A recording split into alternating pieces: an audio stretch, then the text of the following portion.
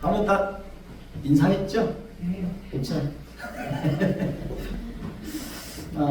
우리는 2주 전에 그 하나님을 모르는 사람들과 하나님을 아는 사람들의 삶이 어떻게 달라져야 되는지에 대해서 살펴보았습니다. 우리는 이미 하나님의 형상을 따라서 의와 진리의 거룩함으로 지으심을 받은 사람들이라고 말씀하고 있고, 우리는 이미 심령이 새롭게 된 사람이라고 말씀을 하고 있습니다. 그렇기 때문에 우리는 이전과는 다른 삶의 내용을 가지고 살아야 된다는 것을 말씀을 하고 있습니다.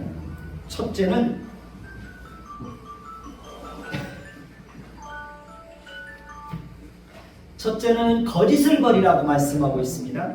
4장 25절 다시 한번 볼까요? 4장 25절 같이 봅니다. 그런즉 거짓을 버리고 각각 그 이웃으로 더불어 참된 것을 말하라. 이는 우리가 서로 지체가 됨이라. 이렇게 말하고 있습니다. 왜 우리는 거짓을 버리고 각각 그 이웃으로 더불어 참된 것을 말해야 할까요? 그 이유는 우리가 서로 지체가 되었기 때문이다 라고 말하고 있습니다. 그렇습니다. 우리는 모두 그리스도 안에서 한 가족이 되었습니다. 그렇기 때문에 우리는 서로에게 항상 진실을 말할 수 있어야 되는 겁니다. 그러니까 거짓으로 형제를 속이는 일을 해서는 안 되는 겁니다. 그러니까 거짓은 사탄의 속성입니다. 그러니까 사탄의 속성은 속이는 것입니다. 그러니까 거짓을 말하는 겁니다. 그러니까 하나님은 거짓말하는 자들을 정말 싫어합니다. 왜냐하면 하나님은 거룩하신 분이시기 때문에 거짓말하는 것을 용납할 수가 없습니다. 우리 안에도 하나님의 거룩한 성품이 있다면 우리는 자연스럽게 죄를 미워하고 죄를 싫어하고 거짓을 미워하고 거짓을 싫어하게 되는 것입니다. 저도 거짓말하는 거 엄청 싫어합니다. 그렇습니다. 그러니까 하나님의 거룩한 성품을 가진 사람들은 진실하게 말하고 진실하고 행동하는 것을 생명처럼 그렇게 중요한 가치로 여기게 됩니다. 우리가 다른 사람들을 얼마든지 속일 수 있습니다. 우리 양심도 얼마든지 속일 수가 얼마든지 있습니다. 그러나 절대로 누구는 속일 수 없어요? 하나님은 속일 수 없습니다. 왜냐하면 하나님은 모든 것을 다 아시고 우리의 혀의 말을 알지 못하시는 것이 하나도 없으시고 우리 마음의 생각까지라도 다 꿰뚫어서 자세히 살펴서 아시기 때문에 그렇습니다. 그러니 우리는 말이나 행동으로 누군가를 속이려고 해서는 될까요? 안 될까요? 그러면 안 되는 겁니다. 하나님이 다 보고 있습니다. 그리고 하나님이 다 심판하실 때가 있고요. 거짓을 다 드러낼 때가 있습니다. 두 번째는 분을 내어도 죄를 짓지 말라고 그러죠. 26절에서 27절 다시 한번 보십시다. 분을 내어도 죄를 짓지 말며 해가 지도록 분을 품지 말고 마귀에게 틈을 주지 말라. 분을 내어도 죄를 짓지 말며 해가 지도록 분을 품지 말라고 말씀하고 있는 것은 분을 낼 수는 있지만 어떤 상황 속에서 잠시 화를 낼 수 있고 분노를 드러낼 수는 있지만 하루에는 넘기지 말라는 겁니다. 하루에는 넘기지 말라는 거예요. 그 이유는 뭘까요? 만약에 분을 품고 살아가면 뭐가 틈탄다는 겁니까? 마귀가 틈을 탄다는 겁니다. 마귀가 틈을 타게 되면 어떻게 될까요?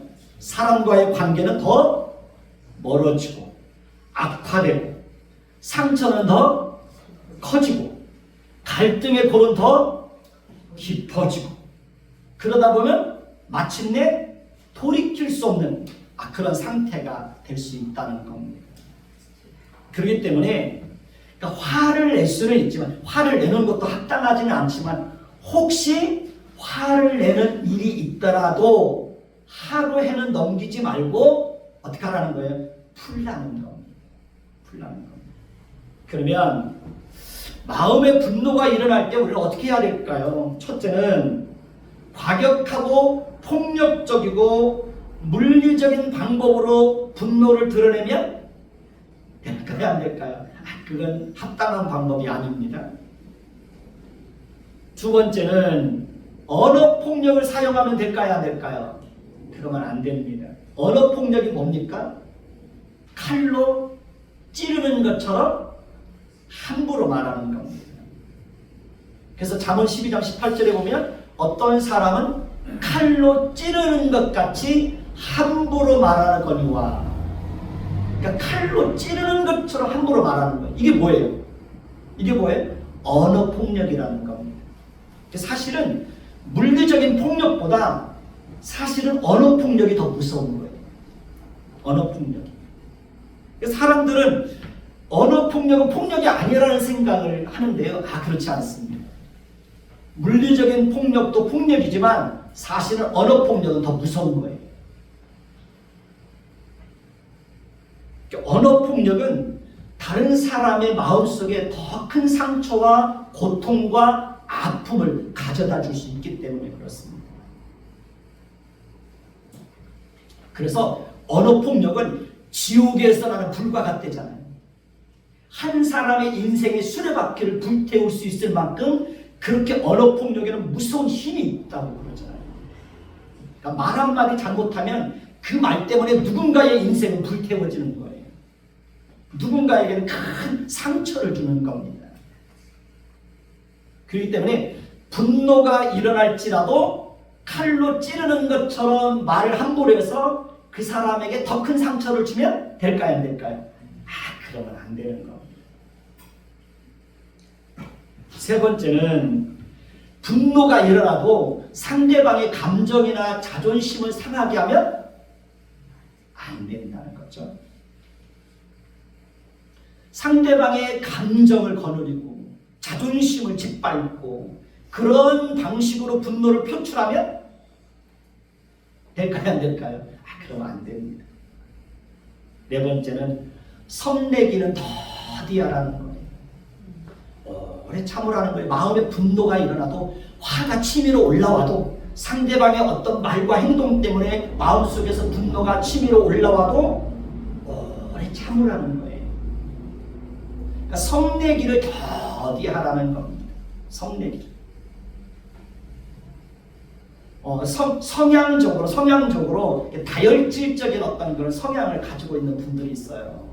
성향이 그래요. 성향이 타고난 성품이 그런 거죠.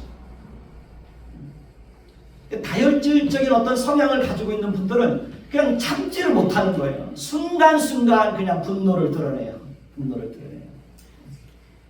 근데 성내기는 더디하라는 거예요.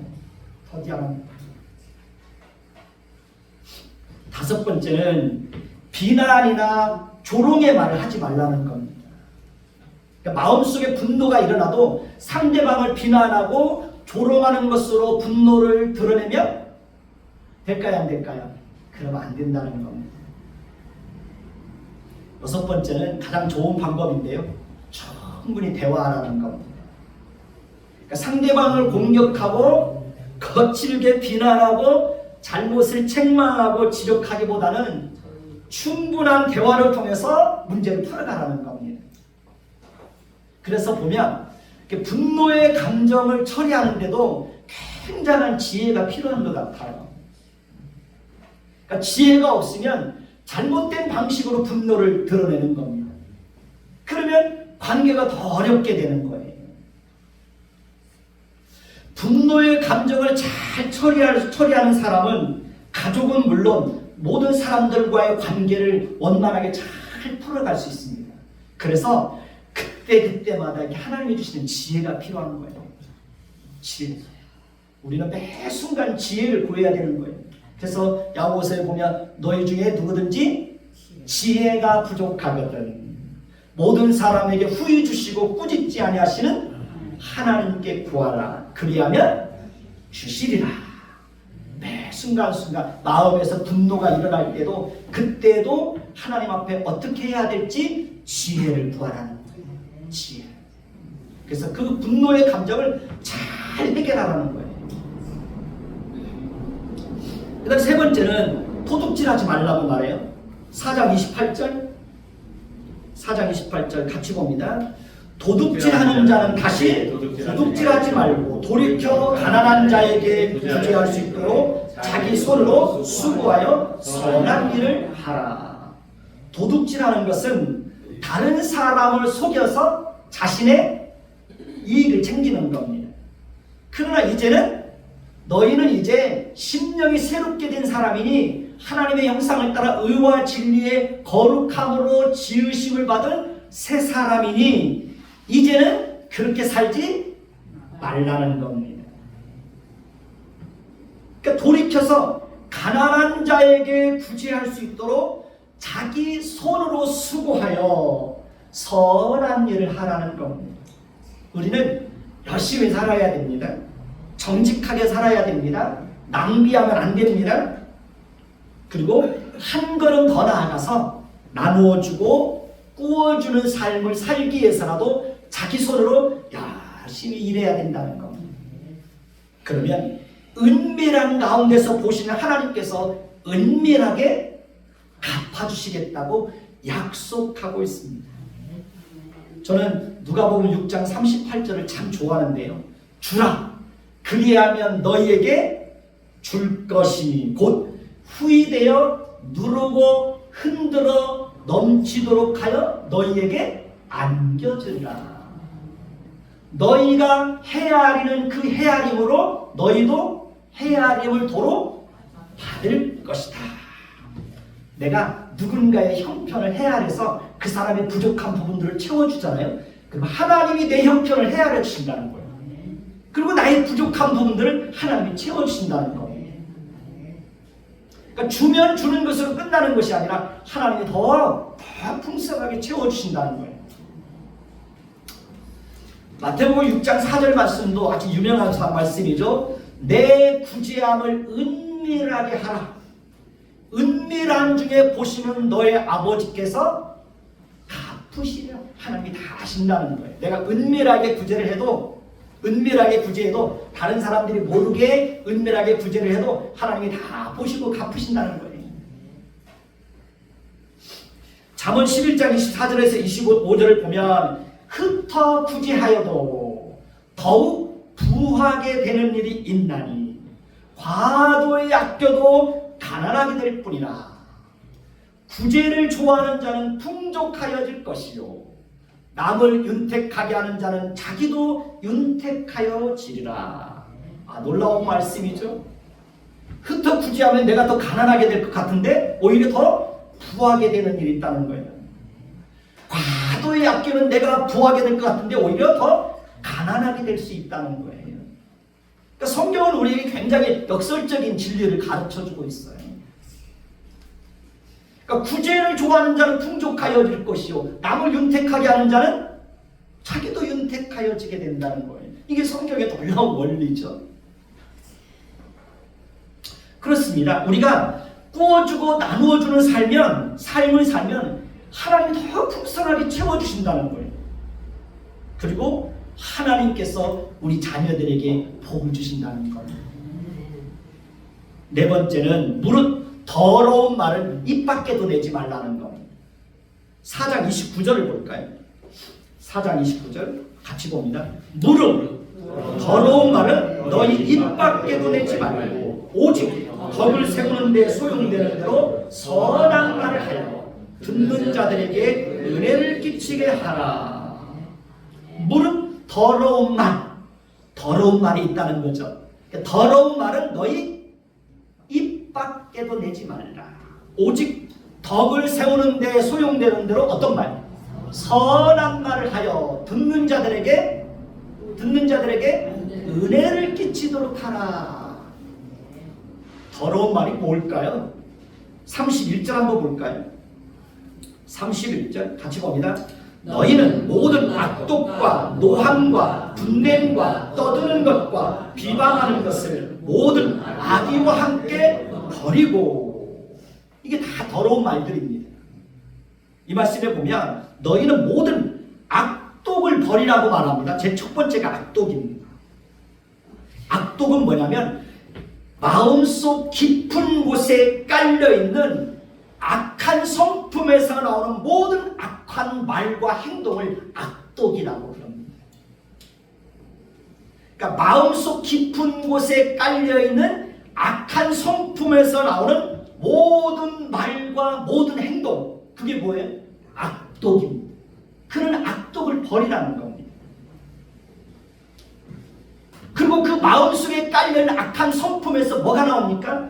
분냄과 떠드는 것과 비방하는 그런 악한 것들이 나오는 겁니다.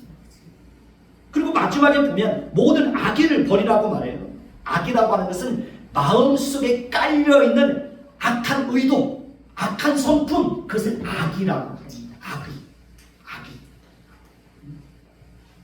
그러니까 악한 의도를 가지고, 잘못된 의도를 가지고 다른 사람을 고통에 빠뜨리고 잘못에 빠뜨리고 다른 사람을 비방하기 위한 악한 의도를 가지고, 그러니까 내면의 의도 자체가, 내면에 숨겨져 있는 그 동기 자체가 너무 악한 거예요.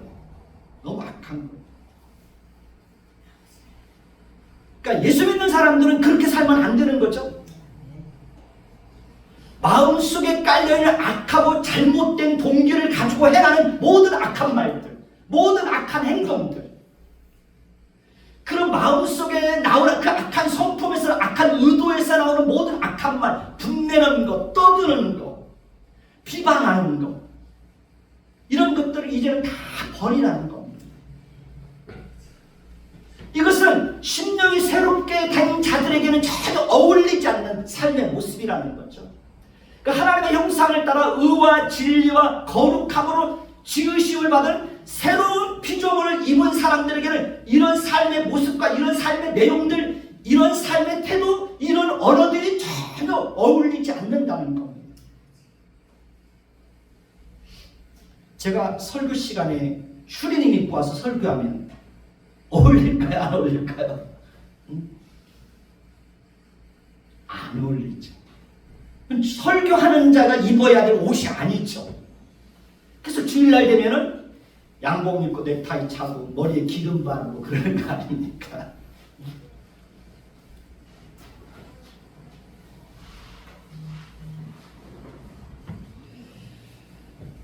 우리에게, 그러니까 그리스도인들에게 어울리는 삶의 모습이 있고, 그렇게 살아서는 안 되는 모습들이 있다는 거죠. 그렇습니다. 우리는 우리 마음속에 깔려있는 악하고 타락한 본성에서 나오는 모든 악한 말들, 그런 것들을 이제는 어떻게 하라는 거예요? 버리라고 말합니다. 그런 것들은 쓰레기라는 겁니다. 쓰레기 같은 말, 이런 것들을 버리라는 거예요. 제가 항상 여러분들에게 드리는 말씀이지만요, 말을 하면 예쁘게 하라는 겁니다.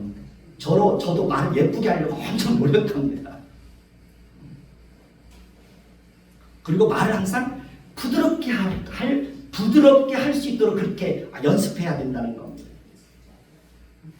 말을 예쁘게 하고 부드럽게 하고, 이거 연습 안 하면 안 되는 겁니다. 연습해야 됩니다. 저도 굉장히 연습합니다. 늘 어떤 상황에서 말을 부드럽게 하고 말을 예쁘게 하려고 엄청 생각 많이 하고요, 엄청 노력합니다. 상대방에게 상처를 주는 말이나 마음을 상하게 하는 말을 하지 않으려고 엄청 생각합니다. 그러니까 칭찬과 격려와 위로와 사랑의 말을 해야 되죠. 그러니까 지적하고 비난하고 조롱하는 말들은 우리에게는 어울리지 않는다는 겁니다.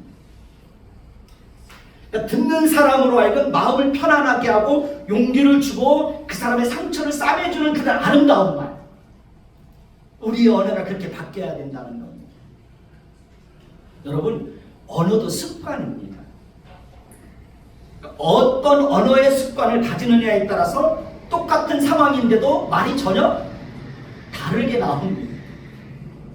그러니까 부정적인 생각을 가지고 사는 사람들은 매사를 부정적으로 바라봅니다. 그리고 부정적인 말을 합니다. 긍정적인 생각을 가지고 사는 사람은 똑같은 상황인데도 긍정적인 말을 합니다. 그러니까 칭찬과 격려의 말을 하는 것이 습관이 된 사람들은 늘 칭찬과 격려의 말을 합니다. 위로의 말을 합니다. 예수 믿는 사람들은 언어 습관이 달라져야 됩니다. 왜냐하면 말은 그 사람의 품격을 드러내기 때문에 그렇습니다. 그러니까 말을 들어보면 그 사람의 품격이 드러나는 겁니다. 자, 오늘 말씀 29절을 다시 한번 보십시다. 29절 같이 봅니다. 시작. 무릇 더러운 말은 너 입 밖에도 내지 말고 오직 덕을 세우는 데 소용되는 대로 선한 말을 하여 듣는 자들에게 은혜를 끼치게 하라. 우리는 무릇 더러운 말을 입 밖에도 내지 말라는 거예요. 그래서 우리는 말을 할 때에도 늘 덕을 생각해야 된다는 겁니다. 우리가 하는 말이, 내가 하는 말이 교회에 덕이 되는지, 가정에 덕이 되는지, 다른 사람들 앞에서 덕이 되는지, 자녀들 앞에서 그게 덕이 되는지를 늘 생각하라는 겁니다. 그리고 선한 말을 하라는 겁니다. 악한 말이 아니라 선한 말. 칼로 찌르는 것처럼 상대방에게 아픔을 주고 고통을 주는 그런 말이 아니라 상대방을 살리는 선한 말, 선한 말을 하라는 겁니다. 이 세상에는 악한 말들이 얼마나 많은지 모릅니다.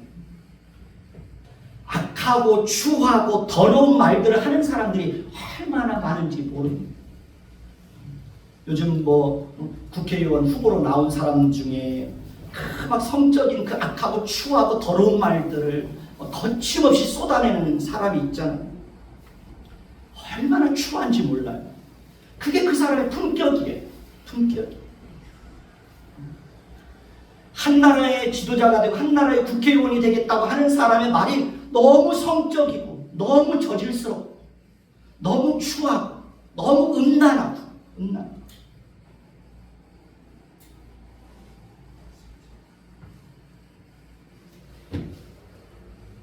그러니까 이렇게 말하는 사람들이 너무 많아요. 지도자가 되겠다고 하는 사람들도 이런 말들을 하는 사람들이 많아요.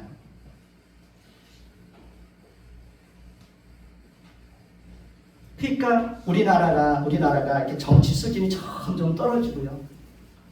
기준이 점점 떨어지고요. 도덕도 윤리의식도 점점 떨어지고 웬만하면 그냥 넘어가는 거예요. 웬만하면 그냥 넘어가는 거예요.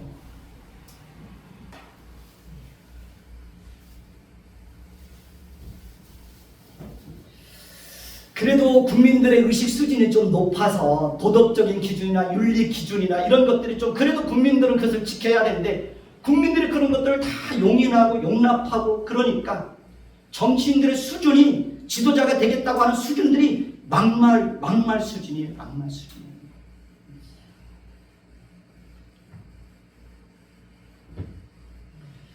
그래서 참 걱정스럽습니다. 나라가 걱정이에요. 나라가 걱정이에요. 저도 어제도 갈매산에 가가지고 정말 이렇게 산에 올라가가지고 나라를 위해서 선거를 위해서 정말 올바른 지도자, 정직한 지도자, 자기를 위해서 사는 것이 아니라 정말 국민을 섬길 줄 알고 국민을 두려워할 줄 알고 정말 나라를 이해하고 나라를 위해서 일할 수 있는 능력 있고 정직한 사람, 품격 있는 사람, 그런 사람들이 나라의 지도자로 세워졌으면 좋겠다는 그 간절한 열망을 가지고 이렇게 참 어제도 산에 올라가서 하루 종일 기도하다 내려왔지만 그러기에는 국민들의 수준이 너무 많이 그 기준을 내려놨어요. 그래서 걱정스러워요. 걱정스럽습니다.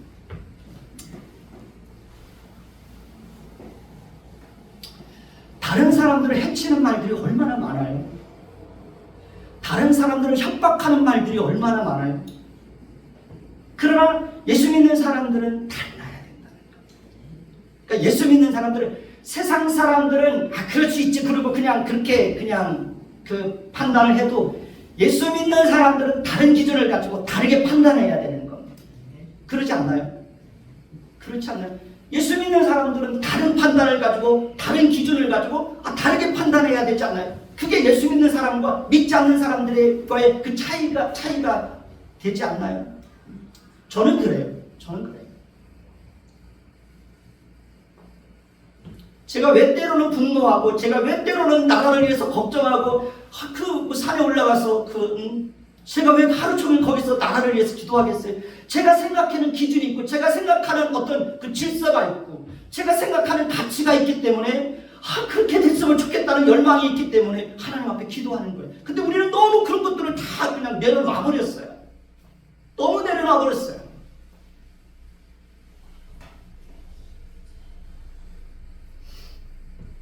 그러니까 도저히 용납해서는 안 되는 부분들을 그냥 다 용납하는 거예요.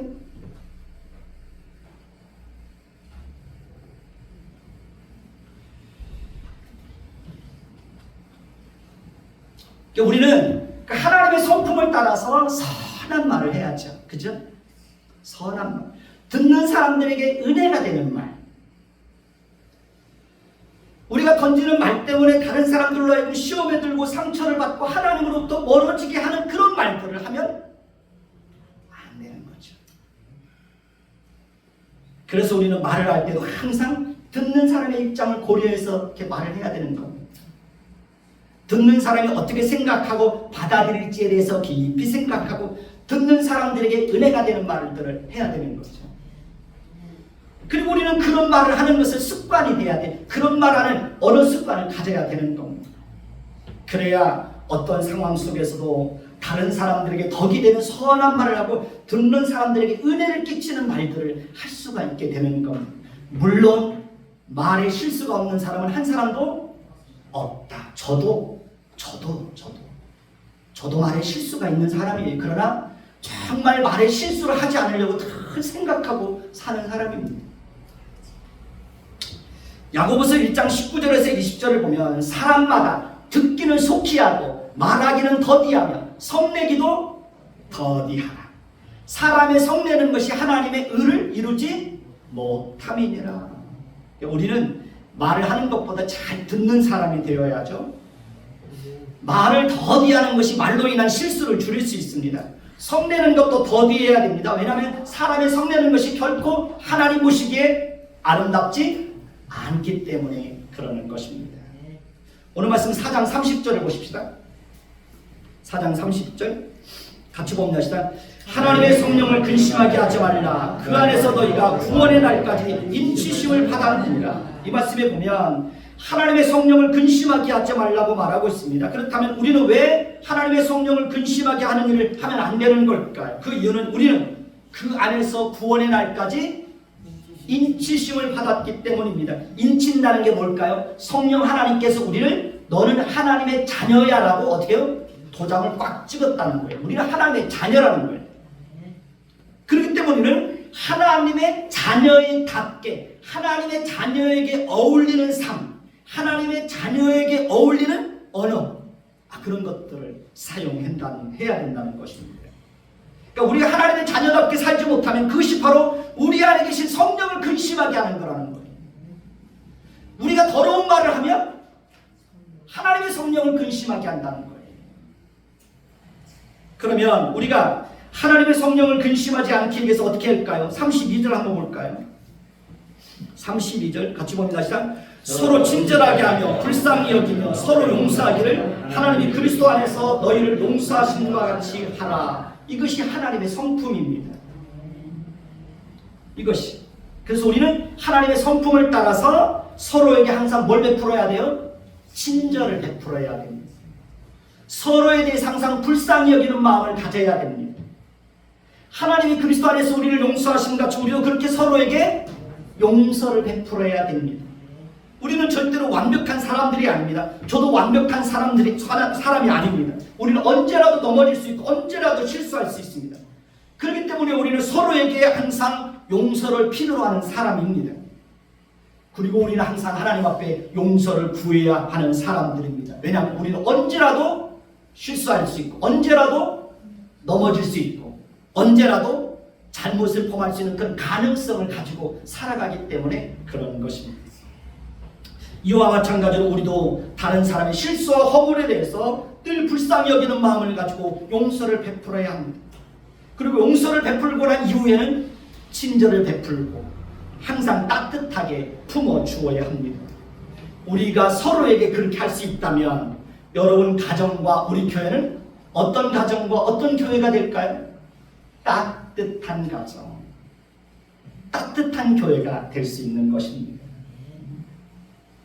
저와 여러분이 그렇게 살면 여러분 주변이 따뜻해질 거예요. 저는 마음이 따뜻한 사람이 제일 좋습니다. 마음이 따뜻한 사람이 제일 좋아요. 저도 마음이 따뜻한 사람이 되려고 늘 노력합니다.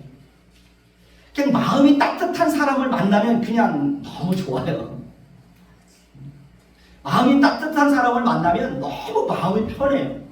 그리고 마음이 따뜻한 사람을 만나면 마음이 확 열려요. 뭔 얘기라도 하고 싶어요. 뭔 얘기라도 하고 싶어요.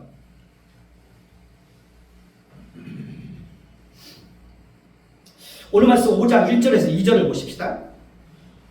1절에서 2절 같이 봅니다. 시작. 그러므로 사랑을 받는 자녀같이 너희는 하나님을 본받는 자가 되고 그리스도께서 너희를 사랑하신 것 같이 너희도 사랑 가운데서 행하라. 그는 우리를 위하여 자신을 버리사 향기로운 제물과 희생 제물로 하나님께 드리셨느니라. 이 말씀은 우리가 어떤 사람인지에 대해서 다시 한번 정확하게 알려주고 있죠. 우리는 어떤 사람입니까? 우리는 이미 하나님으로부터 놀라운 사랑을 받은 사람들입니다. 우리를 향한 하나님의 사랑은 지금도 계속되고 있고 앞으로 영원히 계속될 것입니다. 하나님은 우리를 죄와 모든 비참함과 하나님의 진노와 하나님의 심판과 영원한 멸망과 지옥의 형벌로부터 구원하기 위해서 자기 하나밖에 없는 아들을 이 땅에 보내셨습니다. 뿐만 아니라 하나님은 우리가 받아야 될 죄값을 자기 아들에게 담당시키시고 우리를 대신해서 죽게 하셨습니다. 하나님은 하나밖에 없는 아들을 우리를 위해서 희생시킨 거예요. 그리고 하나님의 아들 예수 그리스도는 우리를 위해서 자신의 생명을 내어주셨습니다. 우리를 위해서 물과 피를 다 쏟으시고 십자가에서 죽으셨습니다. 우리는 그렇게 하나님과 하나님의 아들 예수 그리스도를 통해서 놀라운 사랑을 받은 사람들입니다. 그렇다면 우리도 하나님과 그리스도를 통해서 놀라운 사랑을 받은 자들답게 이제는 우리도 누구를 본받아야 됩니까? 하나님을 본받는 사람이 되어야 된다는 겁니다. 오늘 말씀 2절을 보면 그리스도께서 너희를 사랑하신 것 같이 너희도 사랑 가운데서 행하라. 그렇습니다. 우리도 하나님과 그리스도께서 우리를 사랑하신 것처럼 우리도 늘 사랑 가운데서 행해야 된다는 겁니다. 우리는 우리와 관계된 모든 사람들에게 끊임없이 뭘 흘려보내야 될까요? 하나님의 사랑을 흘려보내야 됩니다. 가족들에게도 하나님의 사랑을 흘려보내야 됩니다. 교회 안에서도 서로에게 사랑을 흘려보내야 됩니다. 사랑은 낮은 곳으로만 흘러가는 것이 아닙니다. 사랑은 높은 곳으로도 흘려보낼 수 있습니다. 사랑은 서로에게도 흘려보낼 수 있습니다. 그러나 그것은 오직 사랑을 알고 사랑을 받은 사람들만이 할 수 있는 겁니다. 그러니까 사랑을 받은 사람들이 사랑을 줄 줄도 아는 겁니다. 그러니까 사랑을 받은 경험이 없는 사람들은 사랑을 줄 줄도 모르고 사랑을 받을 줄도 모릅니다. 오직 자기밖에 모릅니다. 저는 주는 것도 잘하고 받는 것도 잘 받습니다. 저는 주면 잘 받습니다. 또 주는 것도 정말 좋아합니다. 저는 받을 줄도 굉장히 기쁘게 받습니다. 그리고 또 넉넉하게 나눠줍니다.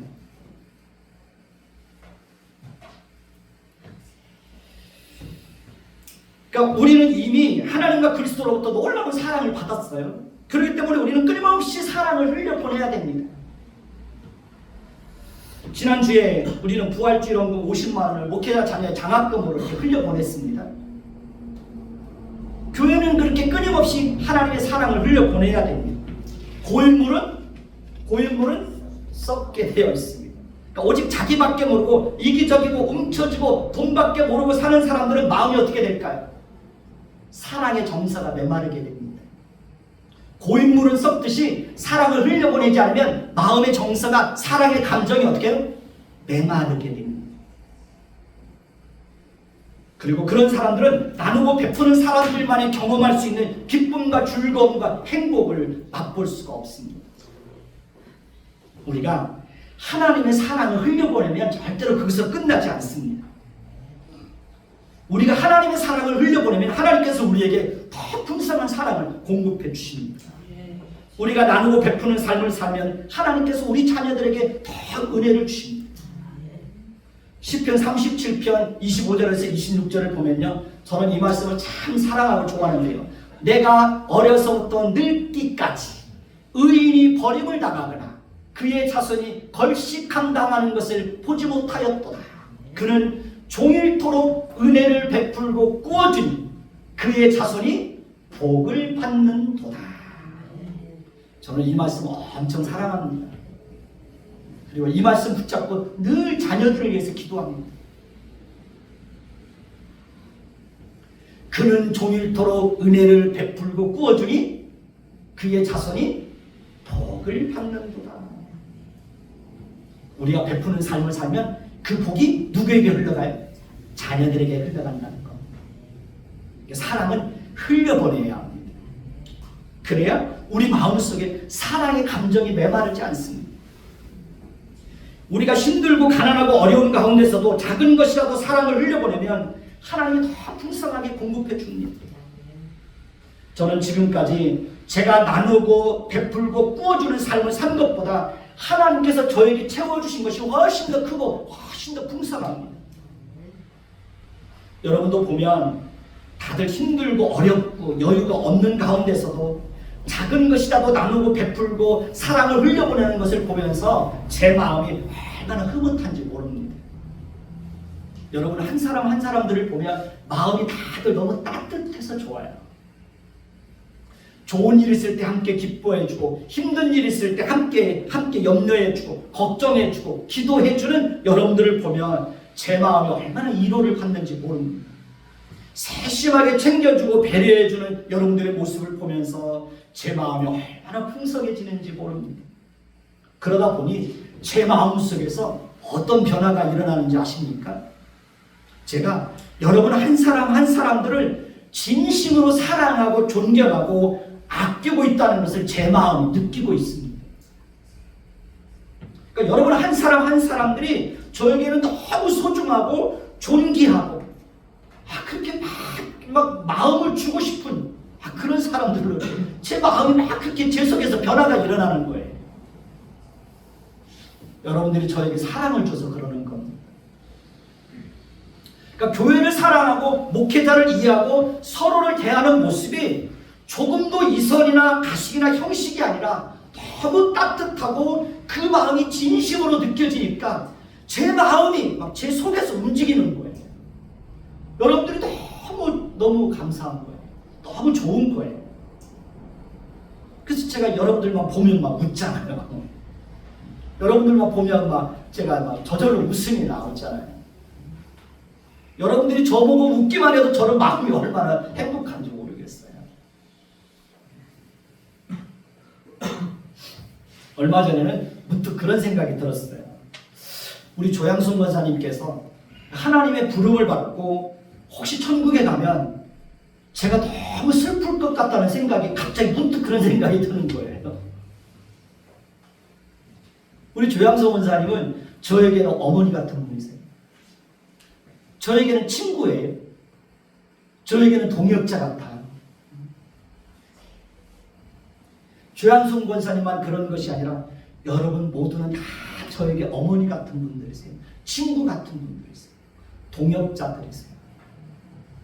제가 일일이 표현은 하지 않지만 여러분 한 사람 한 사람들에 대해서 제가 진심으로 감사한 마음을 가지고 있어요. 우리 이경자 원사님에게도 제가 얼마나 감사한 마음을 가지고 있는지 몰라요.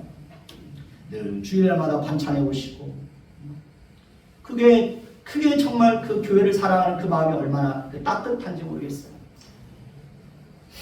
사랑하는 성도 여러분, 우리는 모두 하나님 나라에서, 그러니까 새로운 가족으로 묶여진 사람들이에요.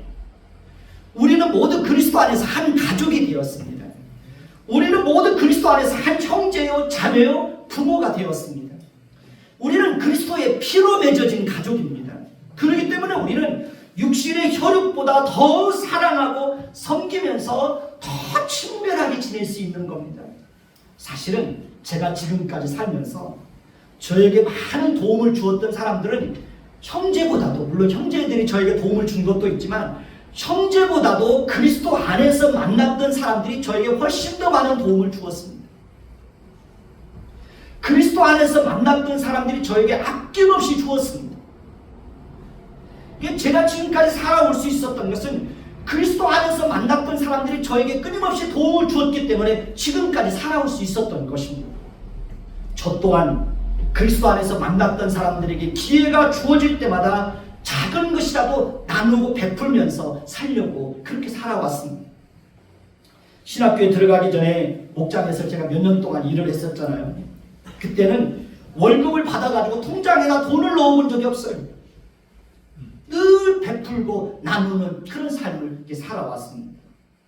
그러니까 목장에서 일을 할 때 돈을 받아도 통장에 돈을 넣어본 적이 없고요. 제대로 된 옷을 사입은 적이 없어요. 신학교 다닐 때도 늘 똑같은 잠바에 똑같은 청바지, 늘 같은 옷을 입고 신학교를 다녔어요. 우리가 교회 안에서 서로 사랑하고 섬기고 세심하게 배려하고 나누고 베풀면서 살면 우리는 세상 어떤 곳에서도 경험할 수 없는 사랑과 기쁨과 행복과 감사를 경험할 수 있는 것입니다. 저는 여러분과 함께 따뜻한 교회를 꿈꾸고 있습니다. 작지만 따뜻한 교회. 그래서 우리 교회를, 여러분들이 나가서 누군가를 만나서 우리 교회를 자랑한다면, 열린교회는 정말 따뜻한 교회야. 따뜻한 교회예요. 여러분들이 교회 밖에서 사람들을 만나면 우리 교회는 그렇게 자랑했으면 좋겠고, 그런 교회가 됐으면 좋겠어요. 여러분, 교회 안에 사랑이 없으면 어떻게 될까요? 성도들의 마음이 따뜻하지 않으면 어떻게 될까요? 교회는 차갑고 냉랭한 교회가 될 거예요. 만남에 대한 기쁨과 감사가 사라질 거예요. 우리가 주일날 서로 만나면 얼마나 반갑습니까? 왜 그래요? 다 따뜻하기 때문에 그러는 거죠. 그러니까 일주일 내내가 만남이 그립지 않나요? 만나면 좋지 않나요? 왜요? 사랑이 있고 따뜻하기 때문에 그렇지 않나요? 그렇죠? 만약에 교회가 사랑이 없다면, 여러분 한 사람 한 사람들이 그 따뜻한 마음을 가지고 있지 않다면 그 서로의 관계는 형식적으로 되는 거예요.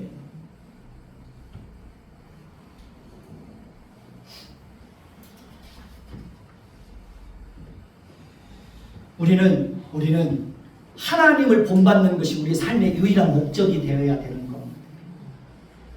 저는 저와 여러분들이 정말 하나님을 본받았으면 좋겠어요. 하나님의 성품을 본받았으면 좋겠어요. 여러분 속에 하나님의 성품이 충만해서 사람들 만나는 사람들에게 하나님의 성품을 드러내고, 그래서 늘 따뜻한 사람으로 그렇게 다가갔으면 좋겠어요. 따뜻한 사람이 최고예요. 마음이 따뜻한 사람, 그 사람이 최고의 그리스도입니다. 최고의 그리스도. 저는 저와 여러분들이 그렇게 따뜻한 사람이 되고 늘 하나님을 본받아서 늘 사랑을 흘려보내는 그런 하나님이 기뻐하는 하나님의 사람들이 되기를 예수님의 이름으로 축원해 드리겠습니다. 아멘.